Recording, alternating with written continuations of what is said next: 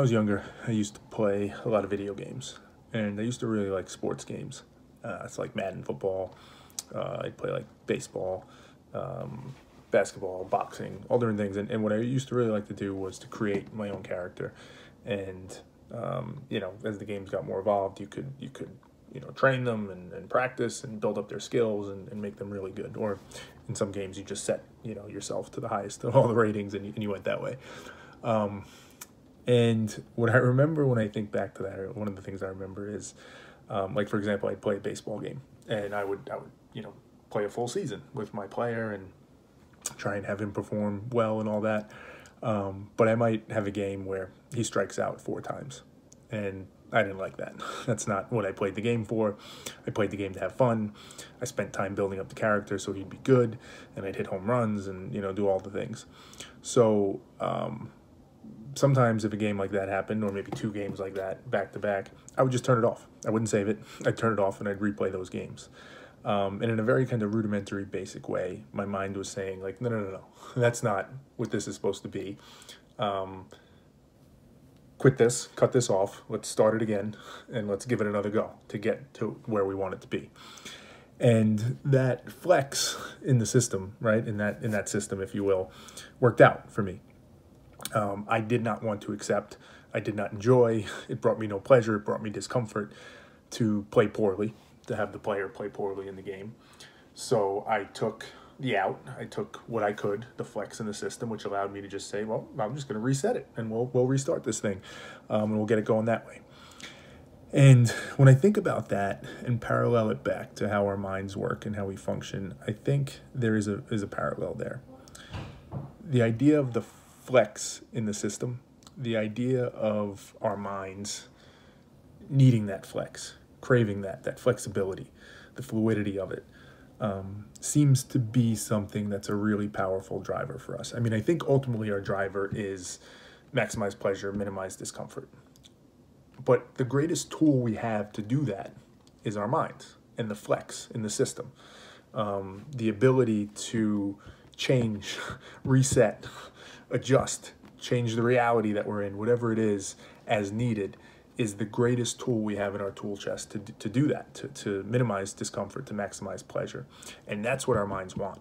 So when I talk about cognitive outs, or the flip side of that, when I talk about kind of the checkmate form of questioning, where you try and get somebody as you would on a checkboard to kind of slowly move them into the position you want so that you have checkmate, there's nowhere else for them to go.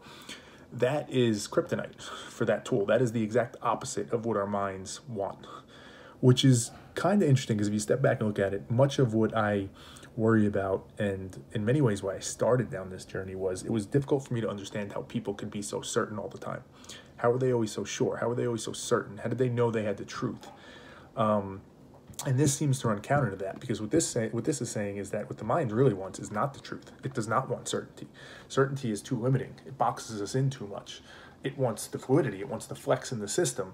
It thrives on the uncertainty. It thrives on the cognitive outs that we can give ourselves to. If we don't like the way something is playing out, reset, shift it, change the rules, change how we think about it, change the story we tell ourselves, change the reality and the facts, whatever it has to be, change it so that we can get to what we want, right? We can get 4 home runs in that game instead of 4 strikeouts.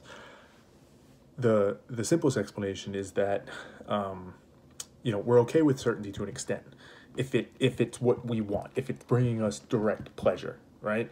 If I have certainty that I'm going to hit 4 home runs in a game every time I play it, cool. I'm good with that, seemingly, although we could probably debate that a little bit. It's when there's any chance that it may not go the way we want, then the truth becomes our enemy. Certainty becomes our enemy because it removes all the flex from the system, right? It tightens everything up. It's rigid. As pressure then gets put on that, it breaks. It can't flex. It can't adjust and maintain and survive.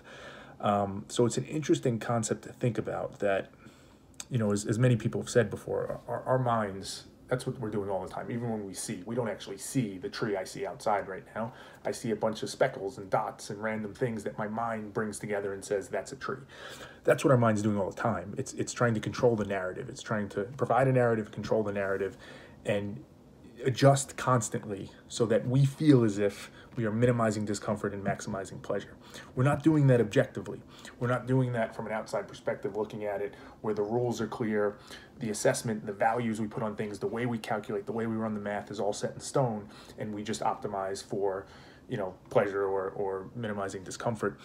Rather than take that approach, because that's harder, and we can get into that in another video, the mind takes the easier approach. It says, well, if I could change the rules, if I could change the way we calculate, if I could change the way we set this up and design it and how we act upon it, that's the easiest way for me to provide pleasure and minimize discomfort rather than actually having to do it. So it will seek out that flex in the system at all costs. It will demand it. It will fight back against being checkmated, against being pushed into the corner. So for ourselves, when we're looking internally, you have to be aware of that and understand where that flex is coming in, and that as you try and turn it off, as you try and remove it, it's your mind's going to do everything possible to maintain it. So it is an extremely difficult battle. Likewise, when you're talking to other people, when you start to see something, because it's always easier to see in somebody else, right? You start to objectively look at it and say, hey, like, you're changing the rules here, you're resetting the game, you're just jumping, right? Your mind's being too flexible in this. Understand why you're going to get the reaction you get. You're doing the exact worst form of torture in some ways you can do to somebody's mind, and they're not going to be okay with it.